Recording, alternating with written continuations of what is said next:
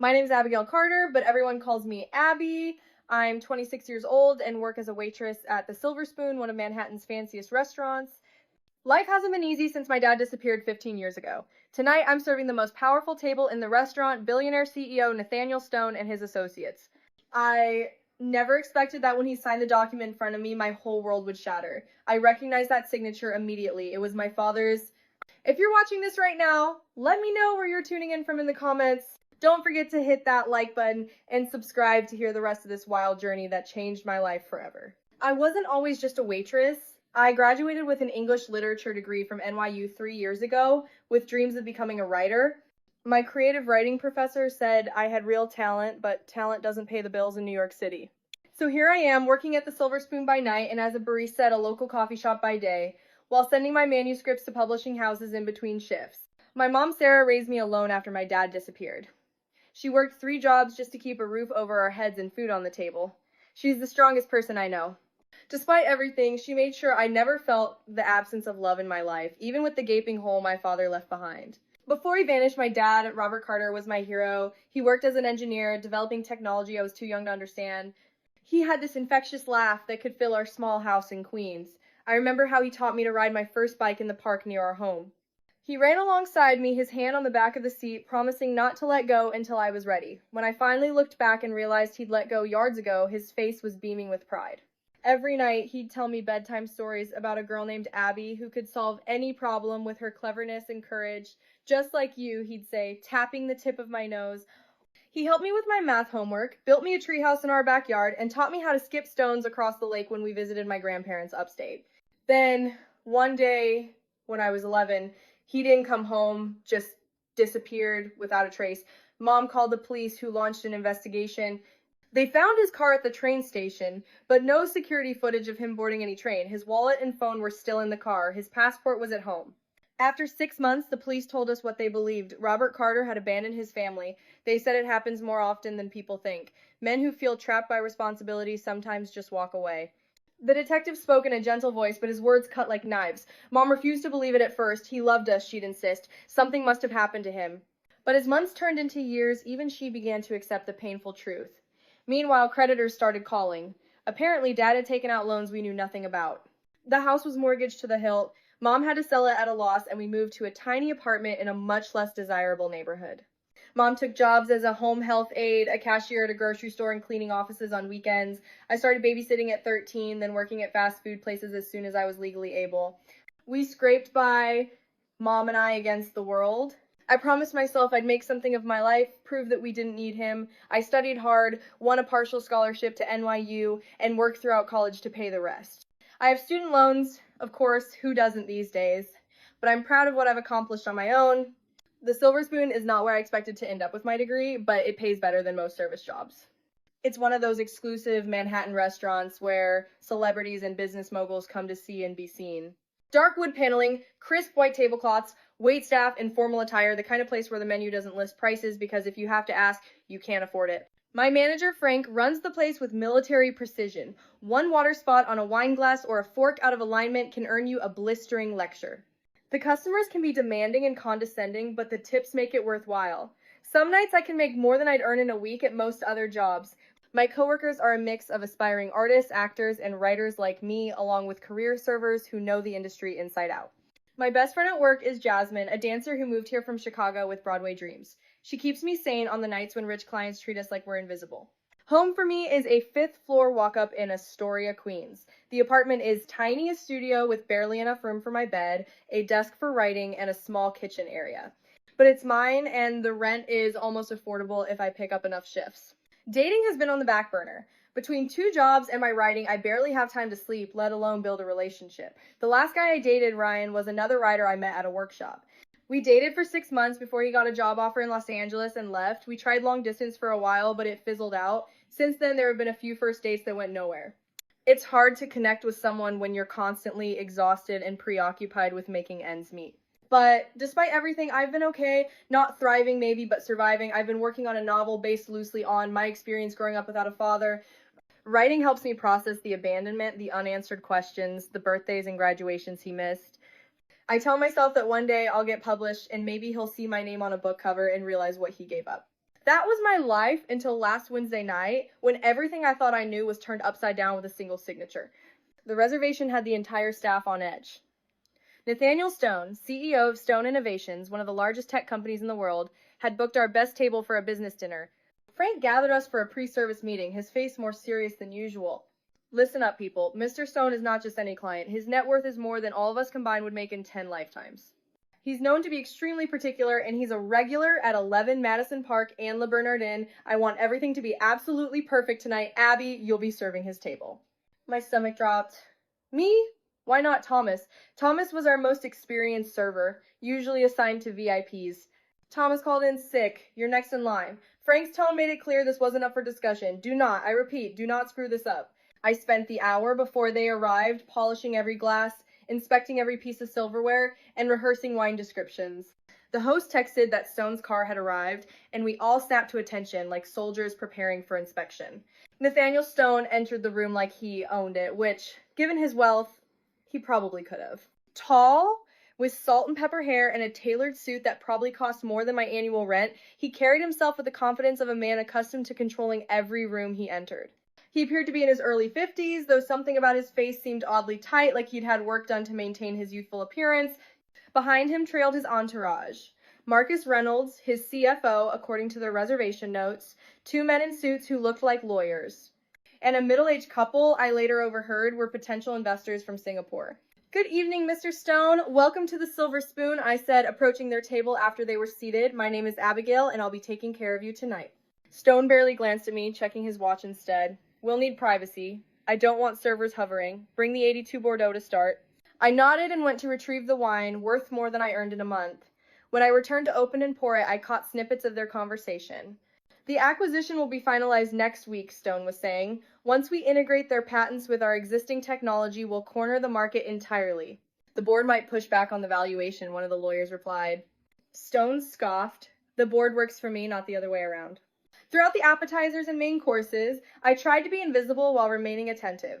Stone was charming to his guests, but coldly dismissive to staff. When a busboy accidentally clinked glasses while clearing an adjacent table, Stone glared at him with such intensity that the young man practically ran to the kitchen. With his business associates, though, Stone was charismatic and commanding. He told stories of business triumphs, each one portraying him as brilliant and ruthless. The others laughed at his jokes and nodded at his opinions as if they were profound wisdom. The secret to success is recognizing opportunity, he told the Singaporean couple, swirling his wine. Most people lack the vision to see it and the courage to seize it. I've never had that problem. As I served the main course, I noticed a strange familiarity about his hand gestures, the way he emphasized points by tapping the table with his index finger. It nagged at me throughout the meal, like a word on the tip of my tongue. After the entrees, while they were waiting for dessert, Stone's lawyers produced a thick document. The final papers for the merger, one explained, sliding them across the table.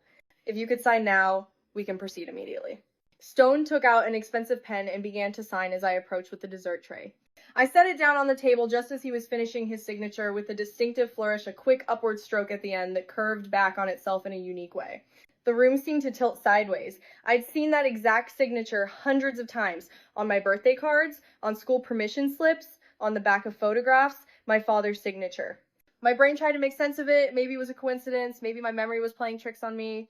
But no, I'd stared at that signature so many times after he disappeared, as if the loops and lines might contain some clue about where he'd gone. That's my dad's signature, I blurted out before I could stop myself. The table went completely silent. 5 pairs of eyes stared at me in shock. Stone's pen froze midair. Excuse me? Stone's voice was soft, dangerous. My heart hammered against my ribs. I'm sorry, but that signature. It's identical to my father's, Robert Carter. He disappeared 15 years ago. Stone's face transformed from surprise to cold anger. I don't know what game you're playing, but this is inappropriate and unprofessional. I'm not playing a game, I insisted, pulling out my phone with trembling hands. I have photos of his signature. I can show you. Frank, Stone called out, not taking his eyes off me. I believe your server has had some kind of breakdown. Frank materialized beside me instantly, his face ashen. I am so sorry, Mr. Stone. Abigail, please step away from the table immediately.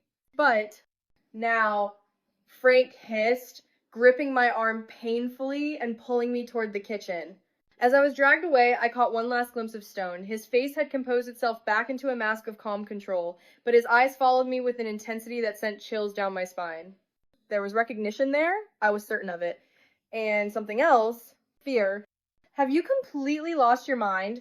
Frank's face was purple with rage as he cornered me in the back office. Do you have any idea who that man is? What you just accused him of? I know what I saw, I insisted, though my voice was shaking. That signature? I don't care if you think he's secretly your long-lost puppy. You do not accuse guests of anything, especially not someone like Nathaniel Stone. Frank paced the small office, running his hands through his thinning hair. Do you know how much business he brings here? The people he influences? I'm sorry, but sorry doesn't cut it. You're suspended without pay until I decide if you still have a job. He pointed to the back door. Go home now and pray that Mr. Stone doesn't make an issue of this. I changed out of my uniform in the locker room, hands still trembling. Jasmine slipped in while I was gathering my things. What happened out there? She whispered, looking over her shoulder to make sure we were alone. Everyone's talking about it. I recognize Stone's signature, I said, keeping my voice low. It's identical to my dad's. The dad who disappeared when I was 11? Jasmine's eyes widened. Are you sure? I mean, that's crazy, Abby. I know how it sounds, but I lived with that signature for years, birthday cards, checks, school forms. I'd know it anywhere. I showed her a photo on my phone, a birthday card my father had signed the year before he vanished. I need to figure out what's going on. Other servers gave me a wide berth as I left, some looking concerned, others skeptical. I heard one whisper, total career suicide. Outside, the night air was cool against my flushed face. I started walking toward the subway, trying to organize my thoughts. Could it really be a coincidence? No. The signature was too unique, too distinctive. But if it wasn't a coincidence, what did it mean? That Nathaniel Stone was somehow connected to my father's disappearance, that seemed impossible. But then again, Stone had reacted so strongly to my comment, not with confusion, but with anger, and that flash of fear in his eyes. When I got home, I immediately opened my laptop and started searching for everything I could find about Nathaniel Stone. Most of the top results were recent news articles and profiles in business magazines describing him as a tech visionary and self-made billionaire. I dug deeper, looking for older information. According to his official biography, Stone founded his company, Stone Innovations, about 14 years ago, roughly a year after my father disappeared. Before that, there was surprisingly little information available, a brief mention of him working at a now-defunct tech firm, references to a prestigious engineering degree, but no yearbook photos or alumni records I could find. The more I searched, the more peculiar the gaps in his history seemed. For someone so prominent now, his early life was remarkably undocumented. Around 3 a.m., I found an old article with a photograph of Stone from when his company first started gaining attention. The picture quality was poor, but something about it struck me. Though his appearance was different, no gray in his hair, then a slightly different nose shape, thinner face, there was something eerily familiar in his eyes and the set of his jaw. I pulled out an old family photo album and found a picture of my father from our last Christmas together. I placed it next to the screen, comparing the images. They weren't identical, not at all, but there were unsettling similarities that could be explained by plastic surgery and the passage of time. Was I going crazy? The idea that Nathaniel Stone could be my father seemed ludicrous. My father wasn't some business genius. He was an engineer working for a modest company, living paycheck to paycheck in Queens. I finally fell into a restless sleep around dawn, dreams filled with signatures that transformed into snakes and slithered away from me. The next day, I called my mother. I needed to know if she saw what I saw. Mom, something weird happened at work yesterday. I began, then explained about the signature and showed her the photos of Stone I'd found. Her reaction wasn't what I expected. Instead of surprise or curiosity, her face hardened.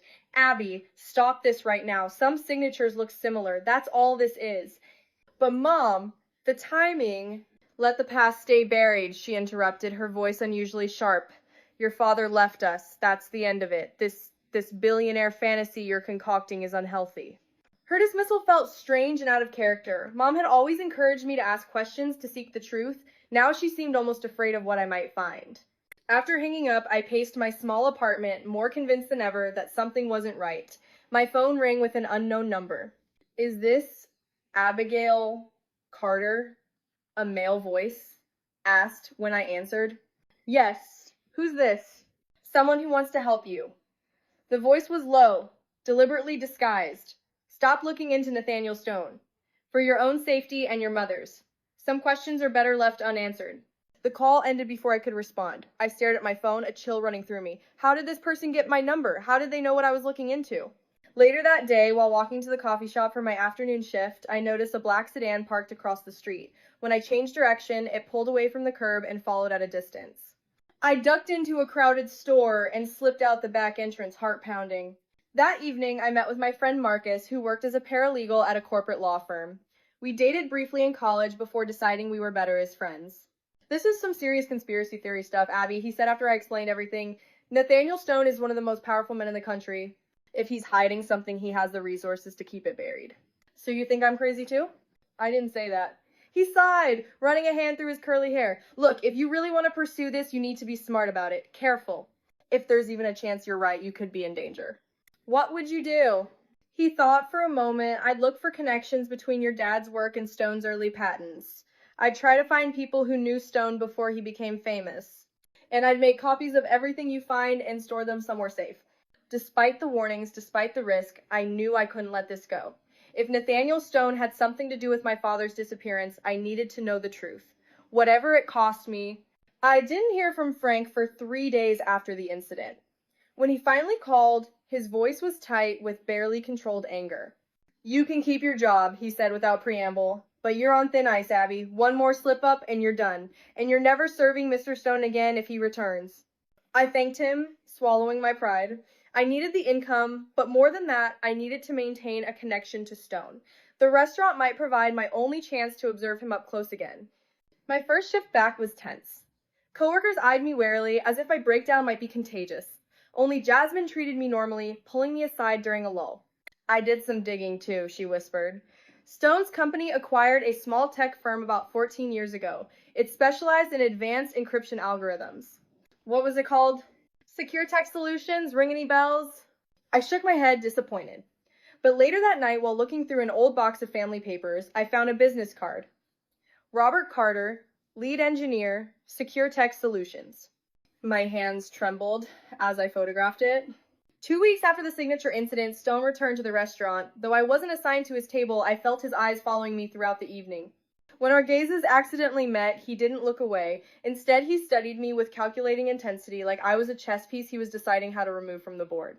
After my shift, I redoubled my investigation efforts. I focused on Stone's early career, specifically the origins of the patents that had made his company so valuable. Through Marcus's legal database access, we discovered something odd. The original patents that formed the backbone of Stone Innovations had been developed by someone identified only as RC. In the documentation, the full name had been redacted in the public records. RC could be Robert Carter, I said. Excitement building, or Richard Cooper, Rachel Cohen, any number of people, Marcus cautioned, but it's worth looking into. I also found mentions of a founding partner who had sold his share of Stone Innovations early on and disappeared from public record. News articles from that time referred to him only as Stone's technical genius partner without naming him. My next step was a visit to my childhood home in Queens. The modest 2-story house where I'd grown up now belonged to a young family. I explained that I'd lived there as a child and asked if I could see the attic for sentimental reasons. The current owner, a kind-faced woman with a toddler on her hip, hesitantly agreed. We haven't touched much up there, she explained as she led me to the pull-down ladder, too busy with the little one. The attic was dusty and hot, filled with the new family's storage boxes. But in the far corner, partially hidden behind a chimney stack, I found what I was looking for, a small metal lockbox that had fallen between the wall and the floor joists. It must have been overlooked when we moved out. I took it home, heart racing. The key was long gone, so I had to break it open with a hammer and screwdriver. Inside were old documents, technical diagrams I couldn't understand, letters, and photographs. One photo showed my father standing next to a younger, very different-looking Nathaniel Stone outside an office building. On the back was written, Robert and Nate Secure Tech Launch 2005. The letters were between my father and Stone, discussing their partnership and the technology they were developing, a revolutionary encryption system that could transform data security. With your algorithms and my business connections will be millionaires within 5 years, Stone had written in one letter. In another, dated just weeks before my father's disappearance, we need to discuss the direction of the company. Things aren't working out as planned. Most damning of all was a draft of a patent application with both their names listed as creators, though the final patent I'd found through Marcus's search only had Stone's name. I called my mother that night and confronted her with what I'd found. This time, she broke down. I wanted to protect you, she sobbed over the phone. He threatened us, Abby. Said if Robert ever contacted us, we'd both be in danger. Who threatened you, Stone? Yes. Her voice was barely audible. The night your father disappeared, he called me in a panic. Said Nathaniel had stolen his research, was claiming it as his own. They had a confrontation. Your father was going to expose him, but before he could, 2 men showed up at our house. What men? Security consultants. They called themselves. They said your father had signed away his rights to the technology and needed to disappear for a while. They offered money, a lot of money, if I agreed to tell everyone Robert had abandoned us and never mentioned Stone. And you took it? I couldn't keep the accusation from my voice. I had to, she cried. They made it clear what would happen if I didn't. And we needed the money, Abby. I had you to think about your education, your future. Did they kill him? I could barely form the words. A pause. I don't know. They said he was being relocated and could never contact us again. I chose to believe he was alive somewhere. It was the only way I could cope. Why didn't you go to the police? Stone had connections everywhere. The detective handling Robert's disappearance? He worked for a security firm owned by Stone's college roommate. The money came through a series of shell companies. There was no direct link to Stone, nothing I could prove. As the pieces fell into place, a horrible suspicion formed. Mom, do you think Stone is actually Dad? That he somehow took over his identity? Her silence was answer enough. The day after my conversation with my mother, I arrived at my apartment to find the door slightly ajar. Ice ran through my veins as I pushed it open. The place had been ransacked. My laptop was gone, along with all my notes and the documents I'd found in the attic. I called the police, but I knew this was no ordinary break-in. Nothing valuable had been taken except the evidence connecting Stone to my father. 2 days later, a man in an expensive suit approached me as I left work. He had the bland, forgettable face of a career security professional and the hard eyes of someone accustomed to violence. Miss Carter, he said pleasantly. I'm David Morrison, head of security for Stone Innovations. How do you know my name? I asked, though I already knew the answer. His smile didn't reach his eyes. Mr. Stone was concerned about your well-being after your episode at the restaurant. Mental health issues can be so challenging. I don't have mental health issues. No? Accusing a prominent businessman of identity theft or kidnapping based on a signature similarity seems rather delusional. His voice hardened. Let me be clear, Miss Carter. Your continued investigation is becoming a nuisance. Mr. Stone is a generous man, but his patience has limits. Is that a threat? Merely friendly advice. Focus on your writing career. Leave the past alone. He handed me a business card. If you have further concerns, contact me directly rather than making public accusations. He walked away, leaving me shaking on the sidewalk. The next day, Frank called me into his office at the beginning of my shift. I'm sorry, Abby, but it's not working out. We're letting you go. Because of Stone, I said flatly. Frank couldn't meet my eyes. He's an important client, and his security chief mentioned concerns about your stability. So, jobless and increasingly paranoid, I felt walls closing in around me. Stone was systematically cutting off my options, isolating me, but I refused to back down. Jasmine came through for me again. There's a charity gala this weekend at the Metropolitan Museum. Stone is co-chairing it. I can get you my roommate, works for the catering company. That Saturday, I put on the only formal dress I owned and entered the gala with catering staff, wearing a borrowed uniform and carrying a tray of champagne. The museum's Temple of Dindur had been transformed into a glittering wonderland of wealth and privilege. I spotted Stone immediately, holding court among admirers. Up close, in better lighting than the restaurant, the similarities to my father were even more striking. The same height, the same way of gesturing when making a point. But his face was different, subtly altered, as if molded by a skilled sculptor to change his identity while maintaining his ability to express the same mannerisms. I waited until he stepped away from the group, then approached. Champagne, yes, sir. I kept my voice neutral, professional. He reached for a glass, then froze as he recognized me. For a split second, something like panic flashed across his face before his features settled into cold composure. You're persistent, Miss Carter. Unwisely so. I know who you are, I said quietly. Or who you were. I have copies of everything your men stole from my apartment. If anything happens to me, it all goes public. It was a bluff, but a necessary one. Stone's eyes darted around, checking if anyone was within earshot. Then he leaned closer, voice barely above a whisper. You have no idea what you're meddling with. Your father signed away his rights and his identity legally for a very substantial sum. Ask your mother about the offshore account. What did you do to him? A cold smile. I made a business arrangement, one that benefited everyone. I suggest you accept that and move on with your life while you still can. A security guard approached, and Stone's demeanor instantly changed. "No, thank you," he said loudly, waving away my champagne tray, "and I believe this person is not authorized to be here." I was escorted out, but not before slipping my contact information to a journalist I recognized from the New York Times, Eliza Hammond, known for her exposés on corporate fraud. We met at a coffee shop the following day. She was skeptical, but intrigued by the fragments of evidence. I still had photos of the letters I'd taken before the break-in, the business card, my father's signature samples. "This would be explosive if true," she said, "but you need more concrete proof, and going after someone like Stone is dangerous. Will you help me? I'll look into it carefully. There may be records of the original secure tech company, former employees who remember your father." 2 days later, Eliza didn't show for our scheduled follow-up meeting. My calls went straight to voicemail. When I checked online, her social media accounts had been deleted, and the Times website listed her as on leave. That night, as I walked home from the subway, a black SUV screeched to a halt beside me. The door flew open. "Get in, Morrison," Stone's security chief ordered. No. I backed away, reaching for my phone. "Your journalist friend is fine, just enjoying an unexpected vacation in the Cayman Islands," he said, "a generous compensation package in exchange for her discretion. You could have the same." A second SUV appeared behind me, blocking my escape route. I turned and ran, darting through an alley I knew cut between buildings. Behind me, car doors slammed and footsteps pounded the pavement. I ran for blocks using every shortcut and hiding place I discovered in years of living in the city. Finally, certain I'd lost them, I made my way to Jasmine's apartment in Brooklyn. "You can stay here," she said after I explained what had happened, "but Abby, this is serious. These people are dangerous." I know. I collapsed onto her couch, exhausted, but I can't stop now. That night, an email arrived from an anonymous address. It contained only GPS coordinates and a message. "He's alive. Tomorrow, noon. Come alone." A trap? Possibly. But it might be my only chance to learn the truth. The coordinates led to a remote area in the Catskills about 3 hours north of the city. Jasmine insisted on driving me, waiting in the car at a distance while I approached the final location alone. "If I'm not back in 2 hours, call this number," I told her, handing her Marcus's contact information. "Tell him everything."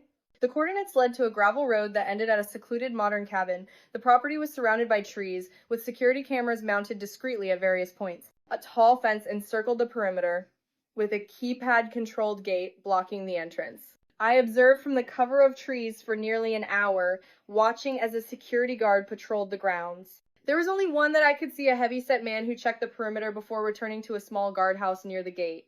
Jasmine had hiked up to my position. "This is crazy, Abby. That place is like a fortress.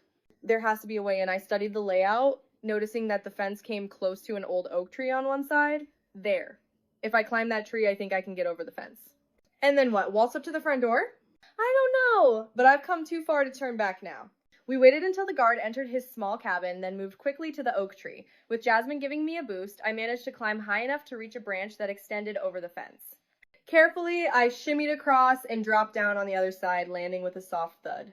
I crouched in the underbrush, waiting to see if the sound had alerted anyone. When no one appeared, I began making my way toward the cabin, using trees and shrubs for cover. The cabin was larger than it had appeared from a distance, with floor-to-ceiling windows facing the forest. Through them, I could see an open-plan living area with expensive, minimalist furniture. No one seemed to be inside. I was about to try circling to the back when the front door opened. A man stepped out onto the deck. He was thinner than I remembered, his once dark hair now completely gray. His face had more lines, and he wore glasses I didn't recognize. But there was no mistaking those eyes, my eyes. "Dad?" The word escaped me in a breathless whisper.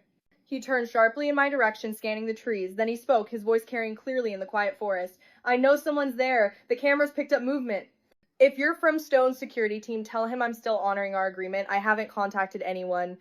I stepped out from behind a tree, my legs shaking so badly I could barely stand. "It's not Stone's security. It's me, Abby." His face went completely white. For a moment, I thought he might faint. "Abby? How? How did you find me?" "Someone sent me coordinates. An anonymous email."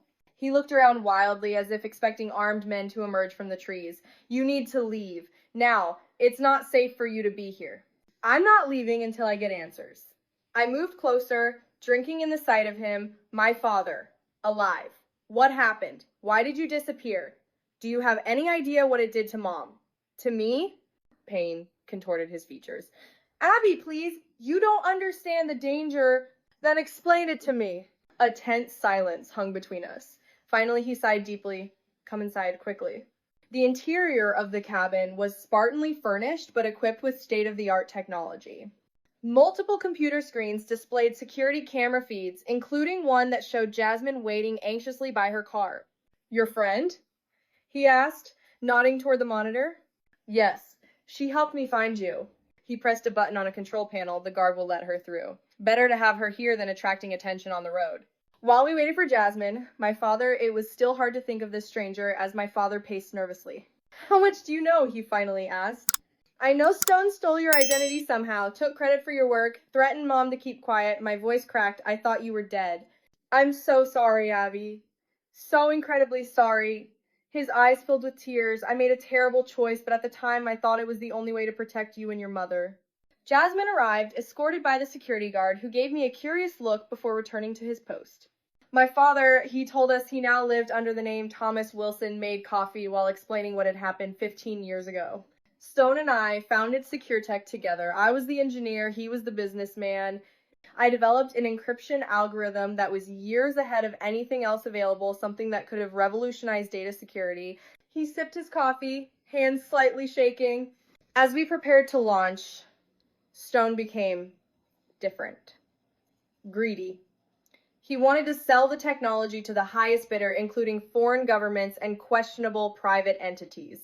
I wanted to ensure it was used ethically. We argued constantly.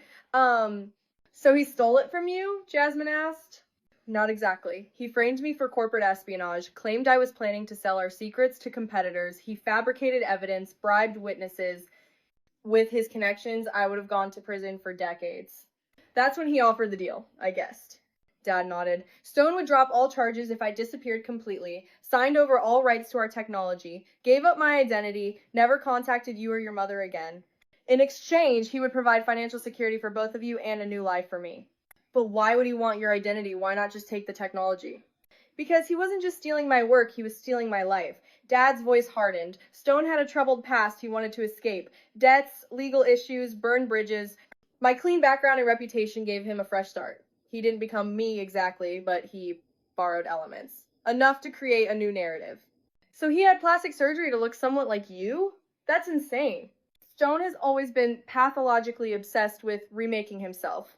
Before I met him, he'd already changed his name twice and altered his appearance. He's not well, psychologically, but brilliant at manipulation. And you just accepted this? Let us believe you abandoned us? The anger I'd held for years bubbled to the surface. No! I tried to fight it first, contacted lawyers, gathered evidence, his expression darkened, then Stone's men visited your mother while you were at school. Showed her photos of you walking home, entering the house alone, made it clear what would happen if I didn't cooperate.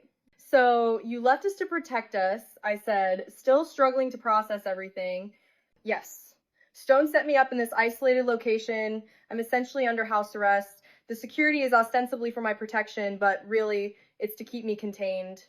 I get supplies delivered, have internet access, but it's monitored. I've been developing new technology under the Wilson name, with Stone taking a percentage of any profits. You've been here for 15 years? Not always here. Different locations over the years, but always isolated, always watched. And you never tried to contact us? Not even anonymously? His eyes filled with shame. I tried once, 8 years ago, left a coded message on your mother's work voicemail. The next day, Stone sent me a video of you leaving your college dorm, along with a reminder of our agreement. I never tried again. While we talked, he showed us the evidence he'd been meticulously gathering over 15 years. Recordings of conversations with Stone, documentation of the original technology development, proof of the threats and coercion. I've been building a case slowly and carefully, but I never had a safe way to release it without putting you at risk. Now you do, I said firmly. Us. We can expose him together. It's dangerous, Abby. Stone has resources, connections, people everywhere. He threatened me, broke into my apartment, got me fired. I'm already in danger. Our planning session was interrupted by an alarm from one of the security monitors. Several black SUVs were approaching on the access road. Stone's security team, Dad said. Face grim. Someone must have tracked you here. We need to go. Now, Dad rushed to a hidden panel in the floor, revealing a safe. He pulled out a weatherproof case. All my evidence is backed up here. Hard drives, documents, recordings. He handed it to me, then retrieved a set of car keys from a drawer. There's a Jeep in the shed behind the cabin, service road through the back of the property. It'll take you to the highway. Come with us. I'll slow you down. I know these woods. I can disappear and meet you later. No! I grabbed his arm. I just found you. I'm not losing you again. An emotion I couldn't name crossed his face. Pride, fear, love, all mingled together. Okay, together. We slipped out the back door as the SUVs pulled up to the gate. The guard was talking into a radio, looking uncertain as more security personnel emerged from the vehicles. The Jeep started on the first try. We bumped down the rough service road, headlights off despite the deepening twilight, while behind us shouts and flashlight beams cut through the trees. They'll have the main roads covered, Dad said as we reached the highway. We need to go somewhere unexpected. I know a place, Jasmine said. My cousin's cabin in the Berkshires. No one would connect it to any of us. As we drove through the night, I sat in the back seat watching my father's profile in the dim dashboard light. A stranger and yet somehow familiar. I had so many questions, so much lost time to recover. But for now, one thought sustained me. We were finally going to bring Stone to justice. The journalist Eliza Hammond hadn't taken Stone's payoff after all. She had gone underground after her own apartment was broken into, continuing her investigation from hiding. When we managed to contact her from Jasmine's cousin's cabin, she was already connecting with other reporters and preparing a major expose. Stone has made enemies, she explained during a secure video call. Former employees, business rivals, even people within his own company who suspected something wasn't right about his background. They've been too afraid to speak out individually, but together with your father's evidence, we have a case that can't be ignored. We strategized carefully. My father's documentation was comprehensive audio recordings of Stone admitting to the identity theft and threats, copies of the original technology designs, proving the patents were my father's work, financial records showing the coerced payments to my mother, even medical records indicating Stone's multiple plastic surgeries to alter his appearance. Eliza brought in reporters from 3 major outlets to ensure the story couldn't be suppressed. Dad coordinated with a team of lawyers who specialized in whistleblower protection. I reached out to my mother, who finally agreed to tell her part of the story. 2 weeks after our escape from the Catskills cabin, the story broke simultaneously across multiple platforms. Tech billionaire built empire on stolen identity and stolen technology. Stone's immediate response was a blanket denial, dismissing the accusations as the deranged fabrications of a disgruntled former employee and his emotionally unstable daughter. His legal team issued cease and desist letters and threats of defamation lawsuits, but the evidence was too substantial to dismiss. Former Secure Tech employees came forward, confirming that Robert Carter had been the engineering genius behind the encryption technology. Expert analysis of the signatures on patent documents confirmed they matched my father's authentic signature, not Stone's. The SEC announced an investigation into Stone Innovations. The company's stock plummeted. Stone's board of directors called an emergency meeting, and rumors circulated about a leadership change. Through it all, we received a steady stream of threats and intimidation attempts. Lawyers offered 7-figure settlements in exchange for our silence. Security personnel surveilled our locations. Anonymous phone calls warned of dire consequences. But we stood firm. My father had spent 15 years in isolation, stripped of his identity and achievements. My mother and I had endured the pain of abandonment and financial hardship. We weren't backing down. One night, as we were reviewing new evidence with Eliza's team, my phone rang with a number I didn't recognize. Miss Carter? The voice was female, professional. This is Agent Rivera with the FBI. We've been following your case against Nathaniel Stone and would like to discuss federal charges related to identity theft, fraud, and interstate threats. Would you and your father be willing to meet with our team? The involvement of federal law enforcement changed everything. Stone's private security force couldn't intimidate the FBI. His political connections couldn't easily quash a federal investigation. 3 days later, as we met with FBI agents in a secure location, news broke that Stone had attempted to flee the country.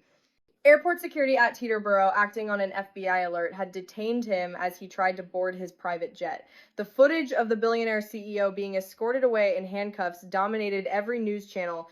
The collapse of Stone's empire happened with stunning speed. The board removed him as CEO. Former associates rushed to distance themselves. Clients began canceling contracts. As investigators dug deeper, they uncovered other crimes: tax evasion, bribery of officials, corporate espionage. Meanwhile, my father, mother, and I began the painful, beautiful process of reconnection. 15 years of separation had changed us all. Dad was quieter than I remembered, more cautious, prone to moments of profound sadness when he realized all he had missed: my high school graduation, college years, first heartbreaks, and triumphs. Mom struggled with complex emotions: relief that he was alive, anger at his choice to stay away, guilt over her part in maintaining the lie. They were strangers now, no longer the loving couple of my childhood, yet bound by shared trauma and a daughter they both loved. We started therapy individually and as a family. There were difficult conversations, tears, and moments when it seemed the damage was too great to repair. But slowly a new kind of relationship began to form, not a restoration of what was lost, but something different, tempered by experience and appreciation for this second chance. The legal battle continued for months. Stone, facing multiple federal charges, attempted every tactic to avoid conviction, claiming mental health issues, offering to turn state's evidence against business associates, attempting to paint himself as a victim of my father's alleged instability. In the end, the evidence was too overwhelming. Stone was convicted of fraud, identity theft, coercion, and financial crimes. The judge, citing the extraordinary harm caused to my family and the elaborate nature of the deception, sentenced him to 20 years in federal prison. As for my father's technology, a court ruled that the patents rightfully belonged to him. Stone Innovations was ordered to pay substantial damages and royalties. The company itself underwent restructuring, rebranding as Carter Technologies under new leadership that approached my father about returning as chief technology officer. I don't know if I'm ready for that. He told me as we discussed the offer over dinner in my new apartment, a spacious 2-bedroom in a nice neighborhood, funded by the first installment of the settlement money. After so many years in isolation, the idea of corporate life seems overwhelming. You don't have to decide right away, I said. Maybe start as a consultant, see how it feels? He smiled, and for a moment I saw the father of my childhood, the one who believed I could do anything, solve any problem with cleverness and courage. When did you get so wise? I had good parents, I replied, reaching across the table to squeeze his hand. Both of them. Mom, sitting across from us, wiped away a tear. The three of us were still finding our way forward, but moments like this gave me hope. My writing career had taken an unexpected turn. Publishers who had rejected my novel now approached me about writing a memoir of our family's extraordinary story. I signed a book deal that would secure my financial future and allow me to focus on writing full-time. Jasmine landed a role in an off-Broadway production, her talent finally recognized after years of auditions. She remained my best friend, the person who would believe me when others thought I was crazy, who had risked her safety to help me find the truth. As for the restaurant, the Silver Spoon closed 6 months after Stone's arrest, unable to recover from the negative publicity of its association with the disgraced CEO. Frank, my former manager, sent me a grudging apology note. I chose to forgive him. Life was too short to hold on to bitterness. 1 year after the story broke, we held a small gathering to mark both the anniversary and my father's official legal restoration of identity. Friends, lawyers, journalists who had helped us, even some of the FBI agents, gathered to celebrate not just our victory, but the power of truth and persistence. As I looked around at the faces of those who had supported us through this journey, I reflected on how differently everything had turned out from what I'd expected when I first recognized that signature in the restaurant. I had thought I was uncovering the mystery of my father's disappearance. Instead, I had discovered the strength I never knew I possessed, reconnected with my family, and helped bring down a man who had built an empire on lies. The healing wasn't complete, perhaps it never would be. 15 years couldn't be recovered, the trauma wouldn't simply disappear. But we were moving forward together step by step, day by day, writing a new chapter of our family's story. Penny, for your thoughts? My father asked, joining me on the balcony where I'd stepped out for some air. I was just thinking about signatures, I said. How something so small can contain so much identity, so much power. He nodded, gazing out at the city lights. You know, in all those years of isolation, I kept practicing my real signature. Every day. It was my way of reminding myself who I really was, that someday I might reclaim my name. He turned to me, eyes glistening. I never imagined it would be my brilliant daughter who would make that possible. We did it together, I said, all of us. As we stood there in comfortable silence, I thought about how our story might help others find the courage to seek their own truths, face their own challenges. The world was full of powerful people who believed themselves untouchable, who thought they could rewrite reality to suit their purposes. But it was also full of ordinary people like us who refused to accept the lies, who fought back against seemingly impossible odds. Sometimes it just takes one person recognizing a signature to start unraveling the whole deception. What would you fight for, even against overwhelming odds? What truth would you refuse to let stay buried? Share your thoughts in the comments below. And if our story moved you, please like, subscribe, and share it with someone who might need to hear that justice, though delayed, can still prevail. Thank you for joining us on this journey from betrayal to redemption. Your support means more than you know.